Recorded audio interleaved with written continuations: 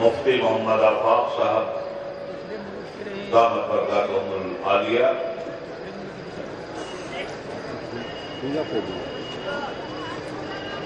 آج کی اس تاریخی مجدد الفسانی کانفرنس میں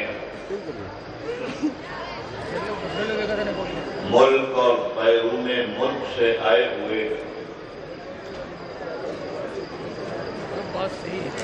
علماء کرام اور ہمارے دین ملت،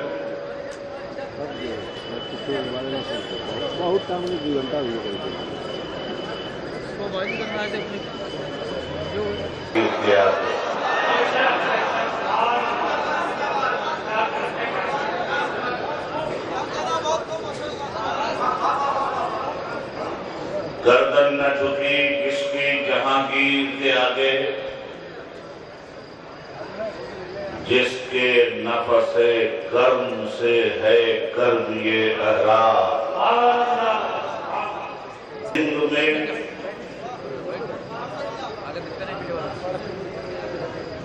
ہے ملت احمد کا محافظ،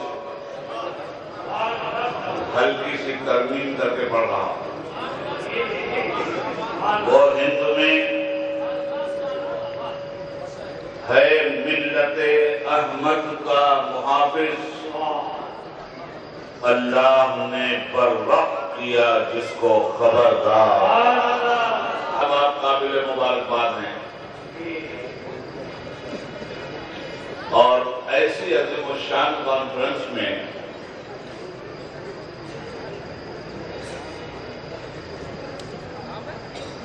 اس قدر حسن و جمال ہے،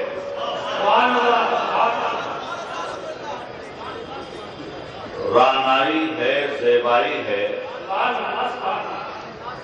دلکشی ہے، تازگی ہے، حسن عقیدہ بھی ہے، حسن عمل بھی، حسن کردار بھی ہے، حسن اخلاق بھی۔ ماں تجھے سلام،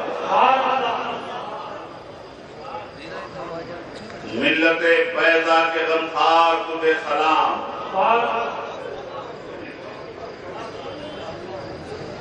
گشت یہ امت کے ناخدا تجھے سلام،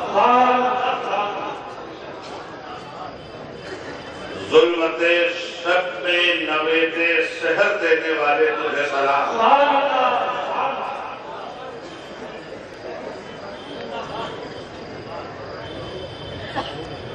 بستی کے سکان کو ارشاشیاں بیت النور کا مسافر بنانے والے تجھے سلام،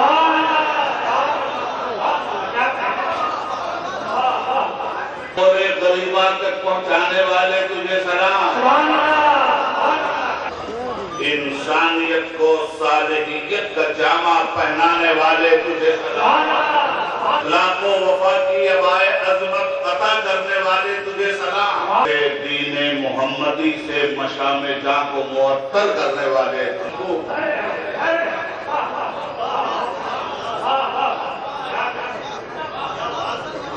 کے دین کی یادگاری فرمائی تھی حضرت مجدد الفسانی رحمت اللہ علیہ نے۔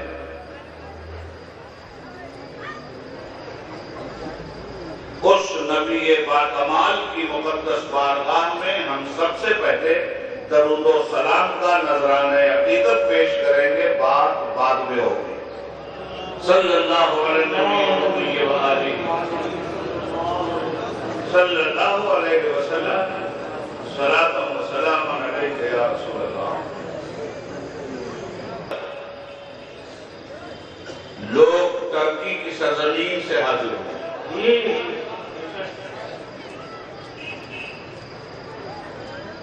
مہمان بھی ہیں،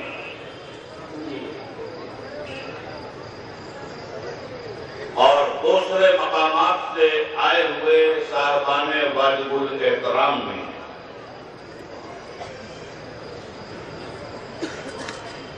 یہ جو کشا کشا آرزوئے حبیب کھینچ کر یہاں لائی ہے،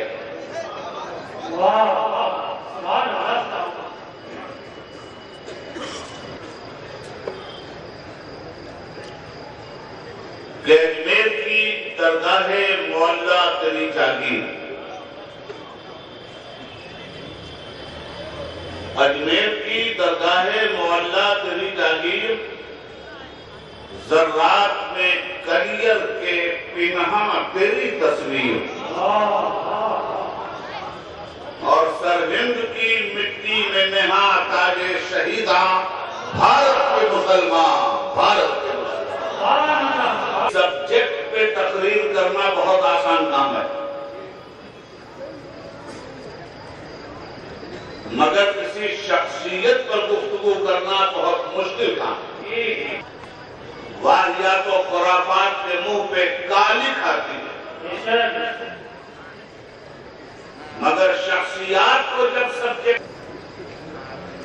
تو ہمیشہ ڈر اور خدشہ اس بات کا ہوتا ہے کہ افراد سے کام لیا،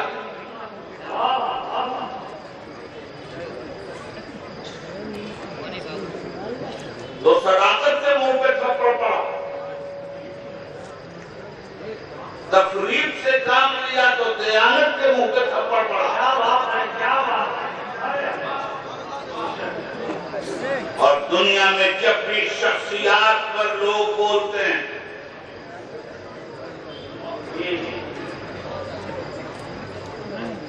تو افراط و تفریق سے بچنا بہت مشکل ہوتا ہے۔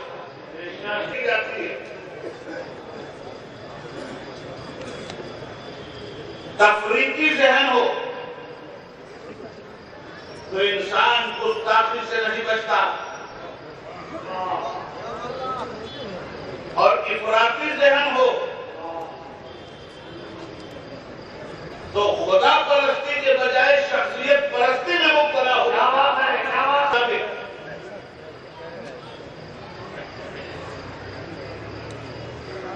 اس محترم اور موسم اور موقر بارگاہ میں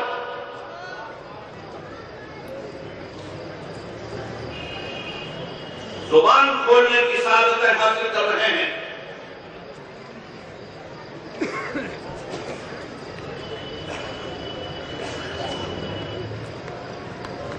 جس کا اس میں صفاتی بھی افراط و تفریق سے دامن بچانے کا ہم سے مطالبہ کرتا ہے۔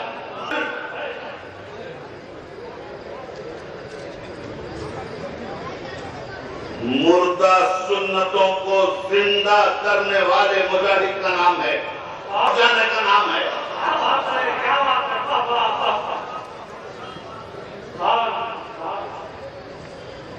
تازہ ترین مثال آپ کے سامنے میں رکھوں، ماضی قریب کی، تو میری بات کو سمجھنے میں آپ کے لیے بھی آسانی ہوگی۔ وہ نسل جو میرے سامنے آج کے دن بھارت میں ووٹر کی حیثیت سے کھڑی ہو ہو گئی ہے. جسے اس الیکشن میں پہلی مرتبہ ووٹ دینے کا حق حاصل ہوگا، اس نئی نسل کی عمر ہوگی 18 سال.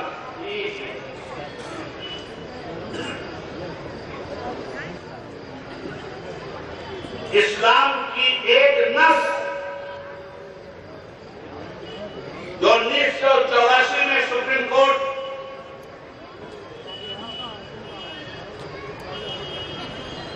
کے چیف جسٹس مسٹر چندراچوڈ کے ذریعے دبا دی گئی تھی اور جس نسل سے خون نکالا گیا تھا، وہ نسلی شریعت ایکٹ 1936 مسلمانوں کے آئلی مسائل میں سپریم کورٹ کی مداخلت اور انٹرفیئر،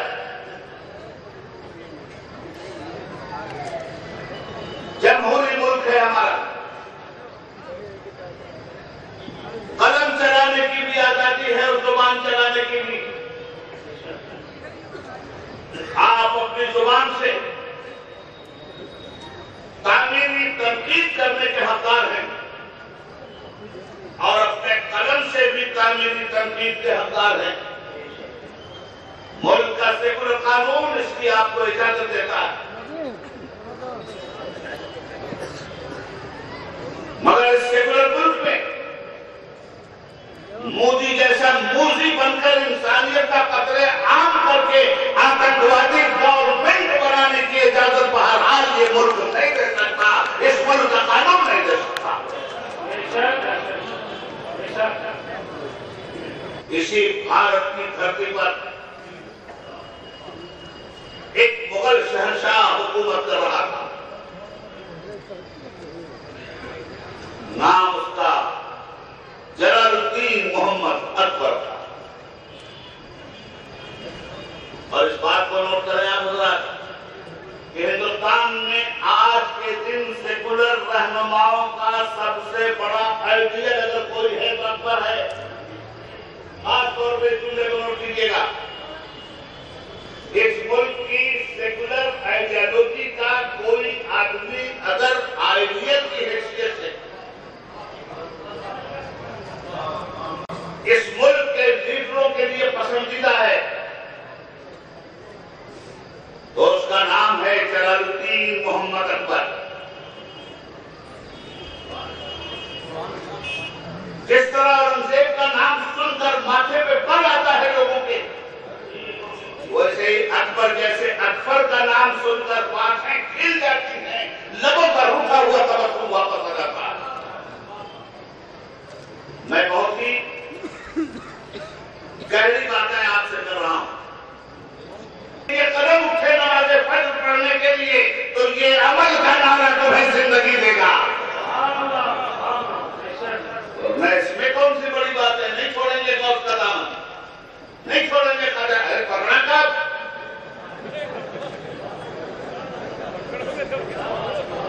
زبان نے کہہ بھی دیا لا الہ تو کیا حاصل، نگاہ و دل جو مسلمان نہیں تو کچھ بھی نہیں. اگرچہ کچھ ہے جماعت کی آستینوں میں، مجھے ہے حکم اذا لا الہ الا اللہ. یہ دور اپنے براہین کی تلاش میں ہے، صنم کدا ہے جہاں لا الہ الا اللہ. 400 سال پہلے ایک بڑی حکومت روپ میں ظاہر ہوئی جس کو دنیا اکبر دی گریٹ کے نام سے جانتی ہے.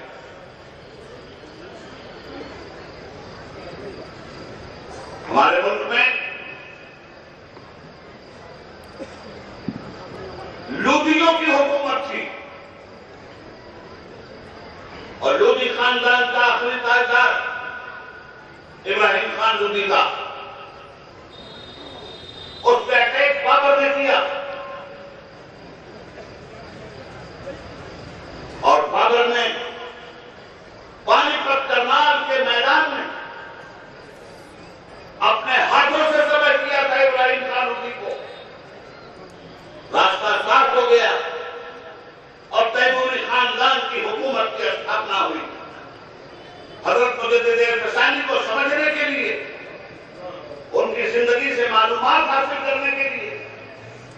ان کے وجود سے دینی سبق پڑھنے کے لیے، ان کی روحانی تصرفات سے فائدہ اٹھانے کے لیے، ان کی خدمات سے مشنات ہونے کے لیے، ان کے ایمان و عقیدہ سے وابستہ ہونے کے لیے، ان کی جد و جہد کے پیچھے چلنے کے لیے ضروری ہے کہ اس دور کا مطالعہ کیا جائے جس دور میں تمیز جنوں کی چادر توڑ کر نور توحید کی کرنوں سے مالا کیا تھا مجدد الفسانی نے دنیائے ہند کو دین مصطفیٰ خاک و خون میں مر رہا ہے ترکمان کا کھول،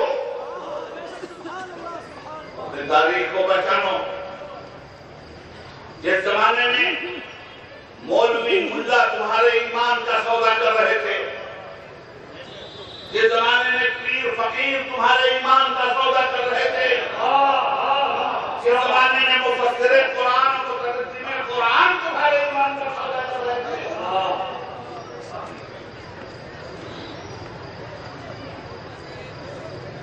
اس زمانے میں تمہارا ایمان بچنا کتنا مشکل تھا۔ اس لیے کہ ملت اسلامیہ کی کم نصیبی یہ رہی ہے اس ملک میں کہ اس ملک کے مسلمانوں نے ہمیشہ دوسروں کی آنکھ سے دیکھا۔ گوا کے جتنے چرچ تھے سارے پادریوں کو بلوائے آگرہ، اور بلوا کر کے ان پادریوں سے مسلمان علماء کا مناظرہ کروانے لگا۔ پادری کہتے تھے کہ ہماری یہ انجیل محرف نہیں ہے اور باپ بیٹا روح القدس مل کر خدا بنتا ہے، اور مسلم علماء کو اتنا بے عزت وہ کرواتا تھا کہ پادریوں کے ذریعے اس بات کو اکبر ثابت کرنے کی کوشش کرتا تھا کہ قرآن میں جو کچھ بھی آرڈر ہے اب یہ عمل کرنے کے لائق نہیں۔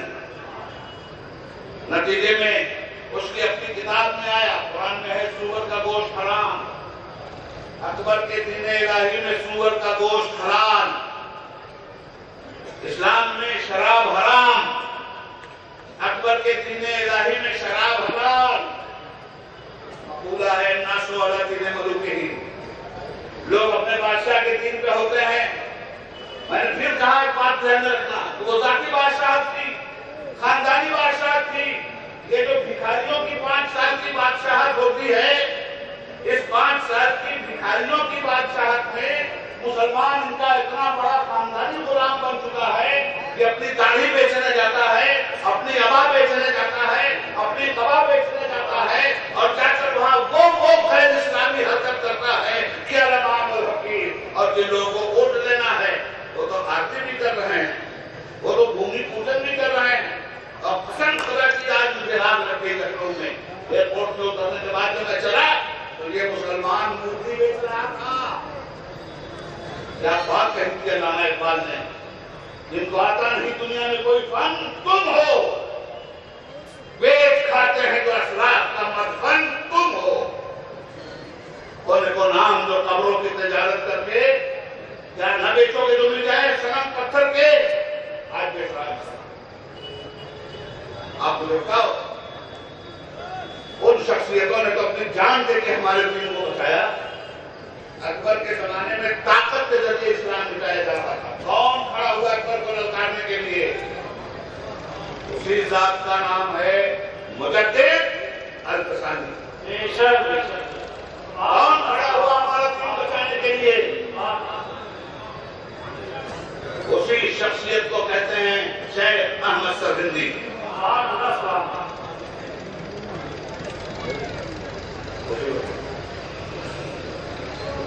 تو کیسے حالات تھے؟ ان حالات میں بادشاہ کے خلاف ایک پورا ہو گیا۔ عرب کا نبی امی تھا، تم بھی نبوت کا دعویٰ کرو، تم بھی امی ہو۔ یہ تھے فیضی، یہ تھے مبارک، یہ تھے ابو الفضل، یہ تھے ان کے دربار کے علماء سو، جنہوں نے باقاعدہ ایک روحانی کتاب بنا کر اس کو دی، کہا اس کا پرچار کرو۔ ایک دو باتیں نہیں، ہزاروں باتیں۔ سجدہ کروایا جاتا تھا، مرا، اور مرنے کے بعد وراثت چھوڑ گیا اپنے بیٹے جہانگیر کے پاس، جو بھی کہتے ہیں تو عام تھی، झंडे ताज़ीमी जरूरी था।